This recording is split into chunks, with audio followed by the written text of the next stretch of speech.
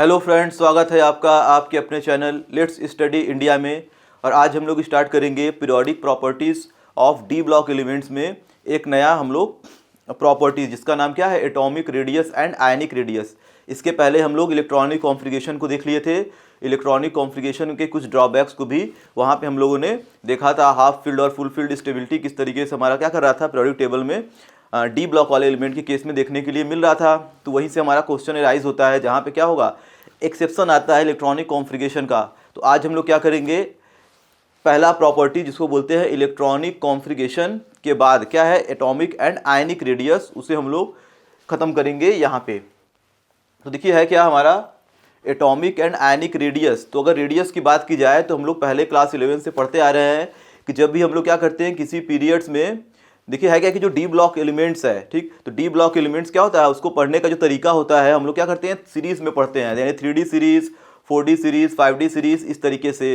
तो सब सीरीज़ में पढ़ते हैं तो सीरीज़ हमारा क्या है, एक पीरियड बनता है। तो हम लोग हमेशा जनरली बात क्या करेंगे कि लेफ्ट टू राइट चलने पर ये कैसे वैरी करेगा एटॉमिक या आयनिक रेडियस। तो यहाँ पे हम लोग क्या करेंगे, जनरली पीरियड्स में ही वेरिएशन को देखेंगे। ग्रुप में जनरली हम लोग क्या करते हैं, वेरिएशन को यहाँ पे नहीं देखते हैं। तो जब भी हम लोग किसी पीरियोडिक टेबल में या डी ब्लॉक के केस में जब लेफ्ट टू राइट चलते हैं तो क्या होता है, एटॉमिक साइज या बोल सकते हैं एटॉमिक रेडियस जो क्या होगा वो हमेशा डिक्रीज करता है। डिक्रीज इसलिए करता है क्योंकि एटॉमिक नंबर जैसे जैसे बढ़ेगा नंबर ऑफ इलेक्ट्रॉन क्या करेंगे, आउटर सेल में बढ़ते हैं। लेकिन आउटर जो सेल्स होते हैं सब में क्या होते हैं, नंबर ऑफ सेल फिक्स होते हैं। और इलेक्ट्रॉन बढ़ने से क्या होगा, इफेक्टिव न्यूक्लियर चार्ज बढ़ता है, जिसकी वजह से साइज क्या होगा, वो कॉन्ट्रैक्ट होगा। हमारा साइज क्या होगा, धीरे धीरे घटेगा, यानी लेफ्ट टू राइट चलने पर साइज डिक्रीज होता है। ये तुम्हारा क्या है, ओवरऑल है। लेकिन ये डी ब्लॉक एलिमेंट है, यहाँ पे क्या है, एक्सेप्शन तो आने वाला है। तो कहीं ना कहीं क्या होगा, बीच में एक्सेप्शन भी हमें देखने के लिए मिलेगा। तो साइज कभी कभी क्या होगी, वैरी करेगी, कहीं डिक्रीज करेगी, कहीं कहीं साइज क्या होगा, कांस्टेंट भी हो जाएगा। तो उन सभी चीज़ों को क्या करेंगे हम लोग पढ़ेंगे, इफेक्टिव न्यूक्लियर चार्ज को समझेंगे और शील्डिंग इफेक्ट को भी यहाँ पे क्या करेंगे, अप्लाई करेंगे। और हम लोग पता करेंगे कि रेडियस में कैसे कैसे वेरिएशन होता है जब हम लोग क्या करते हैं किसी भी सीरीज में लेफ्ट टू राइट मूव करते हैं। तो आइए हम लोग बात करते हैं पहले एटॉमिक एंड आयनिक रेडियस की। तो atomic and ionic radius of 3D series element, देखिए ग्राफ दिया गया है जिसपे हम लोग देख रहे हैं ये जो ग्राफ है क्या है, उसमें एटॉमिक और आयनिक साइज क्या हो रहा है, कुछ अजीब टाइप से हमारा वेरी कर रहा है। ये हमारा क्या हो रहा है, कुछ कर्व टाइप का ग्राफ मिल रहा है। अब ये ग्राफ कैसे आया, तो इसको समझने के लिए हम लोग क्या करना पड़ेगा, थोड़ा सा और डिटेल में चीज़ों को समझना पड़ेगा। तो यहाँ पे देख सकते हैं हम लोग एटॉमिक एंड आयनिक साइज क्या हो रहा है, डिक्रीज कर रहा है। 3 to 6, फिर 7 to 10 कांस्टेंट हो गया, फिर 11 to 12 ये फिर क्या हो गया, फिर अचानक इंक्रीज कर गया। तो ये 3 to 6 क्या है, ये ग्रुप की बात कर रहा है, यानी 3 ग्रुप से 6 ग्रुप तक, यानी 3 ग्रुप में क्या है, स्कैंडियम, टाइटेनियम, वैनेडियम, क्रोमियम और मैग्नीज। तो यहाँ से यहाँ तक साइज क्या हुआ, पहले डिक्रीज किया, फिर मैग्नीज के बाद क्या था, आयरन, कोबाल्ट और निकिल लगभग कांस्टेंट हो गया, फिर अचानक कॉपर और जिंक में थोड़ा सा बढ़ गया। तब ये सब कहानी ऐसा क्यों आ रहा है, तो इसकी बात हम लोग करेंगे और चीज़ों को यहाँ पे समझेंगे। तो ओवरऑल अगर बात की जाए तो लेफ्ट टू राइट चलने पर साइज क्या होता है, वो डिक्रीज ही करेगा। तो ओवरऑल साइज तो डिक्रीज कर रहा है, जो कि हम लोग पूरे पीरियोडिक टेबल की प्रॉपर्टी को जानते हैं कि टॉप टू बॉटम साइज बढ़ता है, लेफ्ट टू राइट जाने पर डिक्रीज करता है, साइज बोले चाहे रेडियस बोले। लेकिन यहाँ पे कैसे कैसे वेरिएशन हुआ है, तो ओवरऑल तो डिक्रीज ही कर रहा है, लेकिन इसके अंदर इसके पीछे कहानी क्या क्या हो रही है, यहाँ पे देखिए लिखा गया है, डिक्रीजेस, फिर कांस्टेंट, फिर इंक्रीजेस। तो अब इस बात को हम लोग आइए पहले समझ लेते हैं, ठीक है, कुछ एग्जाम्पल लेके। तो मैं यहाँ पे क्या करूँगा कि 3D सीरीज का एग्जाम्पल लेंगे। देखिए जो काम हमारा 3D सीरीज में होगा एटॉमिक रेडियस के केस में, वही क्या होगा 4D में होगा, वही 5D में होगा, वही क्या होगा 6D में होने वाला है। तो जो वेरिएशन होगा वो सभी में एक ही तरह का होगा। तो हम लोग किसी एक पीरियड को पकड़ेंगे और उसी के अकॉर्डिंग क्या करेंगे, बाकी पीरियड का भी अंदाजा लगा लेंगे कि इसमें भी रेडियस का ट्रेंड कैसे चल रहा है। तो मैं 3D सीरीज बनाता हूँ और वहीं से हम लोग क्या करेंगे, सभी चीज़ों को देखेंगे। तो हमारे पास देखिए जो 3D सीरीज है, उस 3D सीरीज में एलिमेंट्स स्कैंडियम, टाइटेनियम, वैनेडियम और ठीक है क्रोमियम, ये सभी क्या है, एलिमेंट्स है। जैसे मैं यहाँ पे 3D सीरीज अगर बना दूँ यहाँ पे, तो इसमें देखिए एलिमेंट कौन कौन से हैं, तो scandium, titanium, vanadium, chromium, manganese, iron, cobalt, nickel, copper and zinc. तो ये हमारे कुछ 10 एलिमेंट हैं जो कि 3D सीरीज से बिलोंग कर रहे हैं। तो अब देखिए यहाँ बात की जाए इनके एटॉमिक नंबर की, तो एटॉमिक नंबर सबको पता ही है, ठीक है। एटॉमिक नंबर इसका कितना है 21, 22, 23, 24, 25, 26, 27, 28, 29 एंड 30।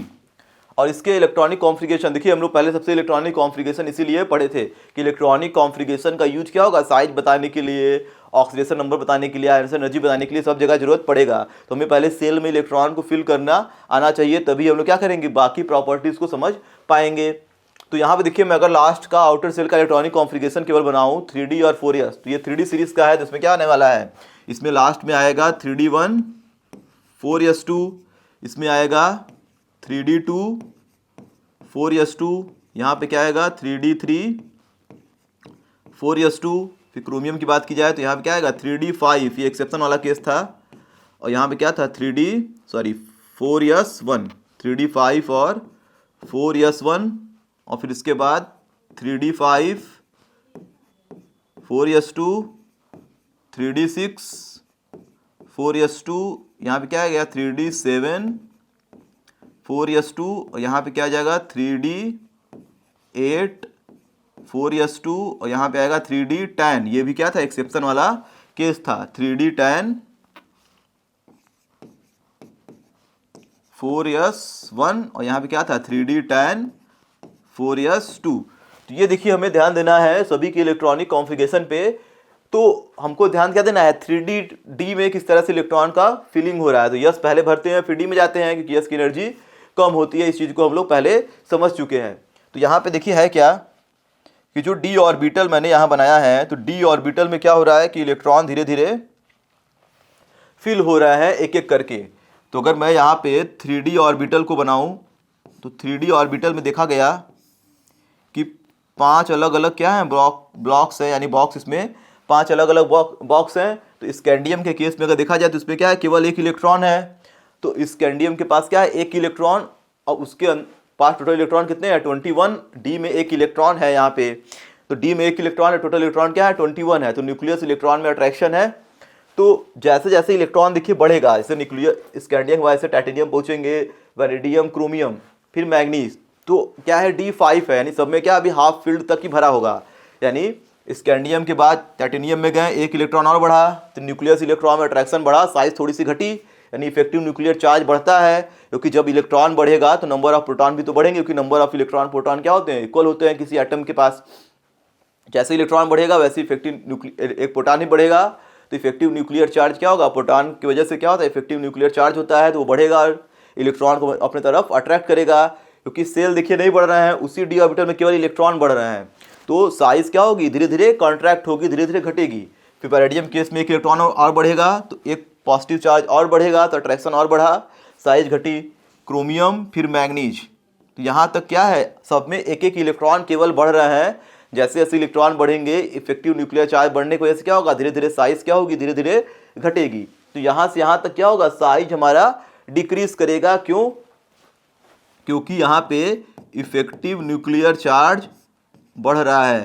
तो यहाँ से यहाँ तक जो साइज होगा वो क्या कर रहा है, वो डिक्रीज कर रहा है। तो अगर यहाँ से यहाँ तक देखा जाए, तो अगर मैं यहाँ पे लिख दूँ, यहाँ से यहाँ तक साइज क्या हो रहा है, डिक्रीज।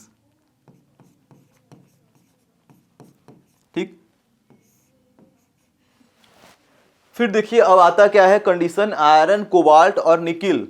ठीक है, उसके बाद जो भी एलिमेंट्स हैं, अब उसमें होगा क्या कि जैसे हम लोग आगे बढ़ेंगे, EN का मतलब क्या है, इफेक्टिव न्यूक्लियर चार्ज। मैं अगर शॉर्ट फॉर्म को यहाँ पे दिखा दूं, तो EN मतलब होता है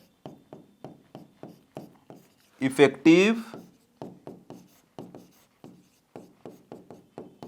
nuclear charge. Effective nuclear charge का मतलब, ठीक है, कि न्यूक्लियस कितना, ठीक है, न्यूक्लियस की जो टेंडेंसी है इलेक्ट्रॉन को खींचने की कितनी ज़्यादा है, न्यूक्लियस का क्या है, इलेक्ट्रॉन पे कितना इफेक्ट है, यानी इलेक्ट्रॉन को कितनी तेजी से क्या कर रहा है, अपनी तरफ अट्रैक्ट कर पा रहा है। तो जितना अधिक इलेक्ट्रॉन होंगे उतना अधिक क्या होगा, न्यूक्लियस का इफेक्टिव न्यूक्लियर चार्ज यहाँ पे बढ़ रहा है। तो अब अगर बात की जाए उसके बाद वाले आइटम की बात, ठीक है, आयरन, कोबाल्ट और निकिल केस में अगर देखा जाए, तो आयरन के पास क्या है, ठीक 3D6 है। तो अब क्या हो रहा है, एक एक इलेक्ट्रॉन बढ़ना शुरू किया, यानी सेल में अब इलेक्ट्रॉन क्या कर रहे हैं, इंक्रीज करना शुरू किए, यानी पेयरिंग होना स्टार्ट हुआ, यानी 3D6 आ गया। तो अब एक इलेक्ट्रॉन देखिए यहाँ पे बढ़ जाएगा, तो इलेक्ट्रॉन जैसे ही बढ़ेगा तो क्या होगा, इलेक्ट्रॉन इलेक्ट्रॉन में रिपल्सन स्टार्ट हो जाएगा। यानी कहने का मतलब जैसे ही एक इलेक्ट्रॉन बढ़ा तो न्यूक्लियस का इफेक्टिव चार्ज बढ़ेगा, ठीक है, लेकिन जो इलेक्ट्रॉन है वो पेयर्ड हो जा रहा है, जिसकी वजह से क्या होगा, रिपल्सन नहीं बढ़ेगा। यानी एक इफेक्टिव न्यूक्लियर चार्ज बढ़ रहा है, ऐसे नहीं साइज को वो घटाना चाह रहा है। इफेक्टिव न्यूक्लियर चार्ज क्या करता है, ये हमेशा साइज को घटाना चाहता है। तो ये हमें बहुत अच्छे से ध्यान देना है। इफेक्टिव न्यूक्लियर चार्ज बढ़ने से, यानी मैं यहाँ लिख दे रहा हूँ कि इफेक्टिव न्यूक्लियर चार्ज अगर बढ़ेगा तो जो साइज होगी वो हमेशा क्या होती है, घटती है। तो यहाँ पे देखिए इलेक्ट्रॉन बढ़ रहा है तो इफेक्टिव न्यूक्लियर चार्ज तो बढ़ रहा है, लेकिन इलेक्ट्रॉन पेयरिंग कर रहा है, तो उसकी वजह से क्या होगा, रिपल्सन भी होगा। यानी एक सील्डिंग क्रिएट होगा इलेक्ट्रॉन के बढ़ने से। इलेक्ट्रॉन का रिपल्सन की वजह से क्या होता है, सील्डिंग क्रिएट होता है। तो जैसे ही इफेक्टिव न्यूक्लियर चार्ज जितना बढ़ रहा है उतना रिपल्सन भी हो जा रहा है, तो साइज जितना घट रहा है उतना क्या हो रहा है, फिर बढ़ जा रहा है। तो ओवरऑल साइज क्या होगा, वहाँ पे रुक जाता है। फिर अगर मैं कोबाल्ट की बात करूँ तो 27 है, उसमें क्या होगा, फिर एक इलेक्ट्रॉन यहाँ पे, ठीक है, इलेक्ट्रॉन बढ़ा तो न्यूक्लियस का चार्ज बढ़ा, लेकिन रिपल्सन ही बढ़ गया। जितना न्यूक्लियस को इलेक्ट्रॉन को न्यूक्लियस अपनी तरफ खींचा उतना क्या किया, इलेक्ट्रॉन इलेक्ट्रॉन रिपल्सन हो गया, तो उतना फिर पीछे भाग गया। तो ओवरऑल साइज क्या हुआ, न बढ़ा न घटा, वहीं पे रुक गया। फिर निकिल के केस में आएंगे, फिर क्या होगा, फिर एक इलेक्ट्रॉन बढ़ेगा, न्यूक्लियस का चार्ज बढ़ा, न्यूक्लियस इलेक्ट्रॉन को खींचा, लेकिन रिपल्सन भी उसी के अकॉर्डिंग, यानी ठीक है, 3 इलेक्ट्रॉन की वजह से क्या होगा, इफेक्टिव न्यूक्लियर चार्ज ज़्यादा बढ़ जाएगा, लेकिन 3 इलेक्ट्रॉन की रिपल्सन की वजह से फिर से सील्डिंग बढ़ेगा, तो साइज क्या होगी, जितना डिक्रीज होगा उतना फिर इंक्रीज हो जाएगा। तो ओवरऑल साइज क्या होगा, धीरे से कांस्टेंट हो जाता है। तो जब ठीक है, यहाँ पे क्या है, इफेक्टिव न्यूक्लियर चार्ज जितना है, ठीक, उतना ही क्या हो जा रहा है, उतना ही हमारा सील्डिंग हो जा रहा है। यानी अगर मैं यहाँ पे लिखूँ इफेक्टिव न्यूक्लियर चार्ज जितना है उतना क्या हो रहा है, सील्डिंग इफेक्ट उतना ही बढ़ जा रहा है। सी का मतलब सील्डिंग इफेक्ट। तो यहाँ पे अगर मैं शॉर्टकट में लिख दूँ HE, इसको बोलते हैं हम लोग सील्डिंग या स्क्रीनिंग इफेक्ट, ठीक, जो कि क्या करता है, साइज को बढ़ाने का काम करता है। यानी सील्डिंग इफेक्ट अगर बढ़ेगा, यानी इलेक्ट्रॉन एक दूसरे को जितना सील्ड करेंगे,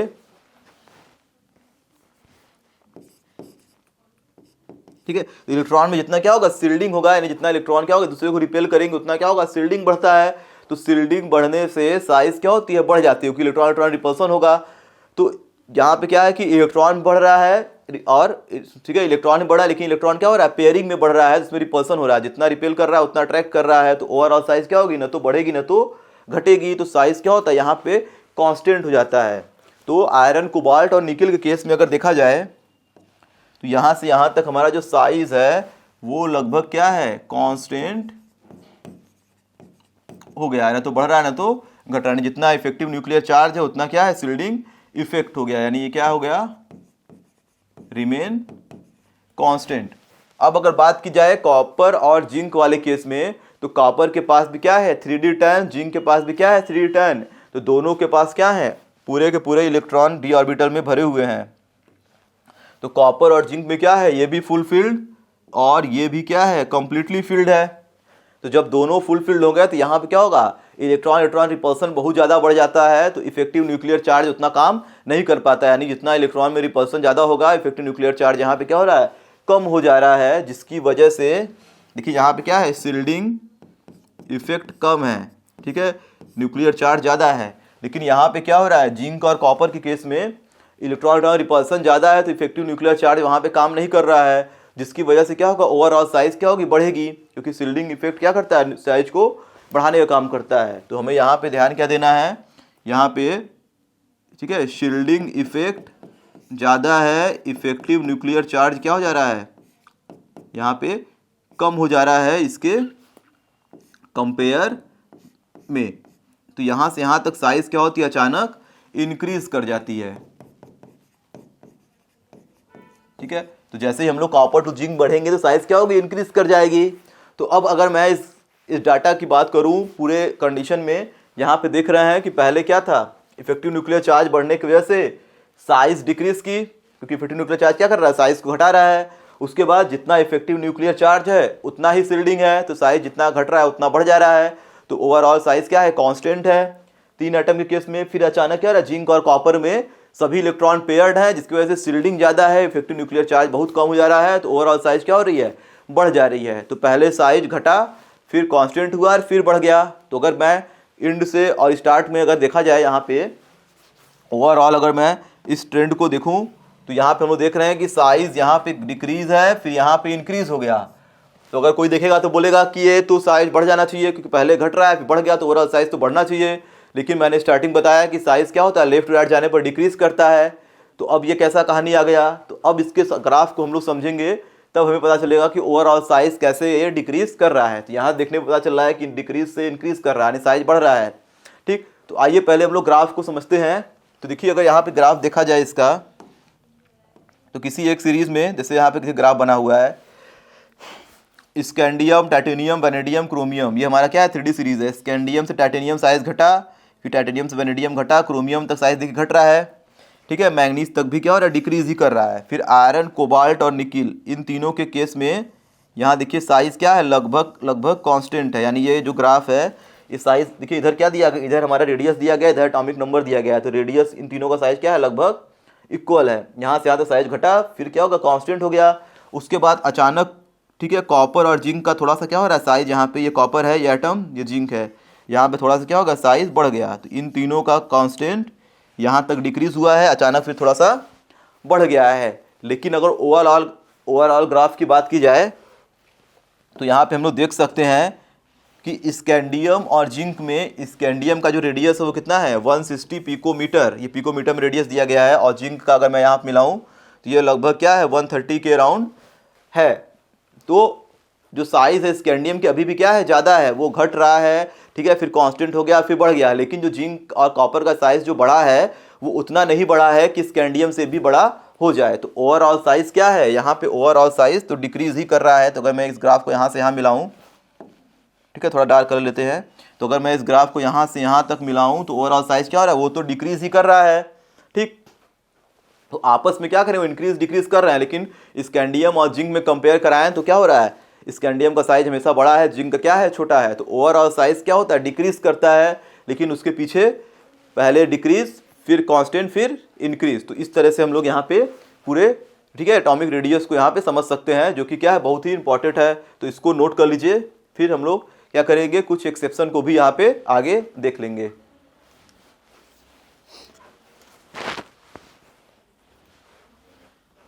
ठीक है, तो इसको मैं इरेज कर रहा हूँ। तो आइए बात करते हैं यहाँ पे इसके एग्जाम्पल की। तो देखिए यहाँ पे लिखा गया है, first transition series the atomic radii decreases. ये देखिए वही दिया गया है, ठीक है, जो मैंने बताया है वो चीज़ें आप लोगों की लिख के पूरी दे दी गई हैं। ठीक है, स्कैंडियम, ठीक है, क्रोमियम की साइज़ क्या हो रही है, वहाँ से डिक्रीज़ कर रहा है, मतलब मान लीजिए लगभग मैंगनीज तक। फिर आयरन, कोबाल्ट, निकिल लगभग क्या हो गया है, ये साइज़ कांस्टेंट हो गया। फिर जिंक और कॉपर का बढ़ गया है, जो कि यहाँ पे हम लोग देख सकते हैं। ठीक, उसके बाद यह larger decrease in the atomic radii column 3 to 6। पहले यह डिक्रीज हुआ है तेजी से due to increase effective nuclear charge, जो कि जिसकी हम लोग बात कर चुके हैं। पुअर सील्डिंग, वहाँ पे सील्डिंग खराब था क्योंकि सभी इलेक्ट्रॉन अनपेयर्ड थे। तो अनपेयर्ड इलेक्ट्रॉन में सील्डिंग होगा, क्योंकि रिपल्सन भी नहीं होगा। ठीक है, बिकॉज स्मॉलर एटॉमिक नंबर भी उसका क्या, स्मॉलर नंबर है हमारा डी इलेक्ट्रॉन का। डी इलेक्ट्रॉन स्मॉल नंबर का मतलब क्या है, सब में एक एक इलेक्ट्रॉन है, 5 इलेक्ट्रॉन तक ही है। तो वहाँ से वहाँ तो साइज क्या होगा, पहले डिक्रीज किया है इसीलिए। फिर देखिए लिखा गया है आप लोगों का, जहाँ पे देखिए कांस्टेंट हुआ है, ठीक है, बीच में जो क्या थे, आयरन, कोबाल्ट, निकिल वाले में, तो वहाँ पे क्या था, effective nuclear charge balance the repulsion between the shared D electron.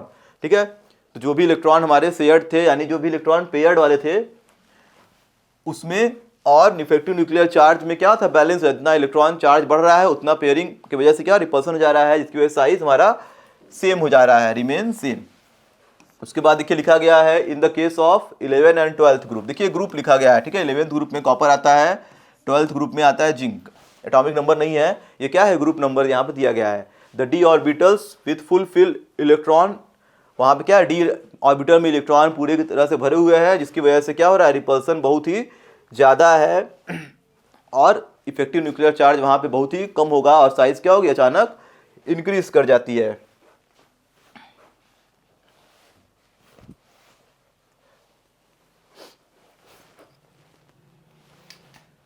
अब देखिए यहाँ पे कुछ चीज़ें हैं जिसको हम लोग देख सकते हैं ये देखिए लिखा गया है, since the electron occupy in higher orbital the radii of the third series are too more, ठीक है, then the second series element. फिर दिया है but the radii of the both series are almost same. जैसे अगर group में बात की जाए, लेफ्ट टू राइट जाने पर साइज डिक्रीज करता है, लेकिन टॉप टू बॉटम आने पर साइज क्या करता है, इंक्रीज करता है। तो अगर मैं फर्स्ट सीरीज यानी 3D सीरीज, सेकेंड सीरीज यानी 4D सीरीज, थर्ड सीरीज यानी 5D सीरीज की बात करूं तो 3D सीरीज की साइज छोटी होनी चाहिए, 4D वाले की साइज बड़ी होनी चाहिए, 5D की और बड़ी होनी चाहिए। तो साइज यहां से यहां क्या होना चाहिए, इंक्रीज होना चाहिए।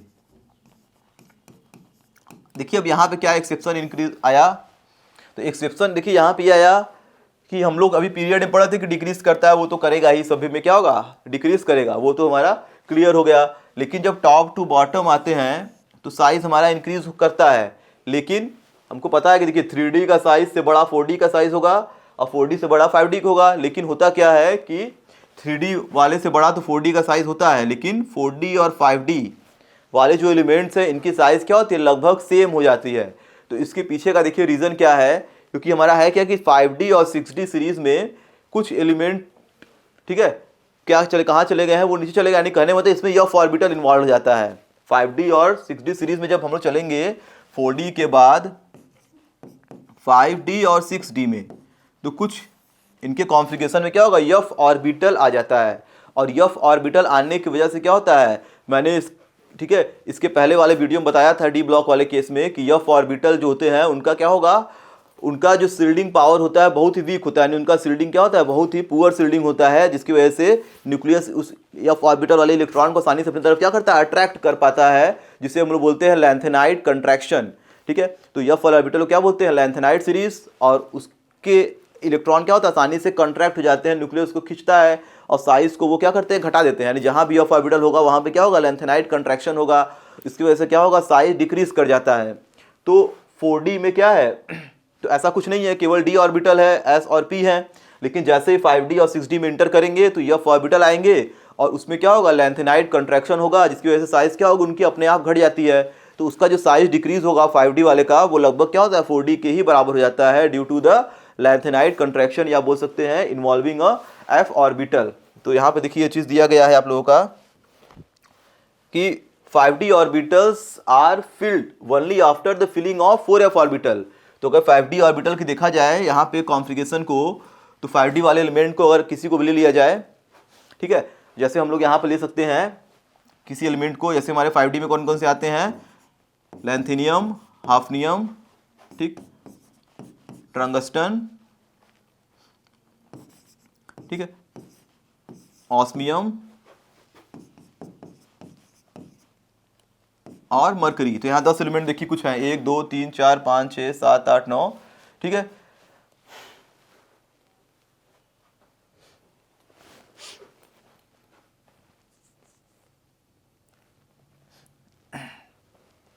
ठीक है, यहाँ पे गोल्ड भी है, ठीक है, और Hg, ठीक। तो देखिए इसको याद करने का हमारा ट्रिक भी है, तो मैंने पहले वाले अभी सभी एलिमेंट का मैं बता दे रहा हूँ किस तरीके से इसको लर्न करना है। तो ये हमारे क्या है, 5D सीरीज से कुछ एलिमेंट हैं।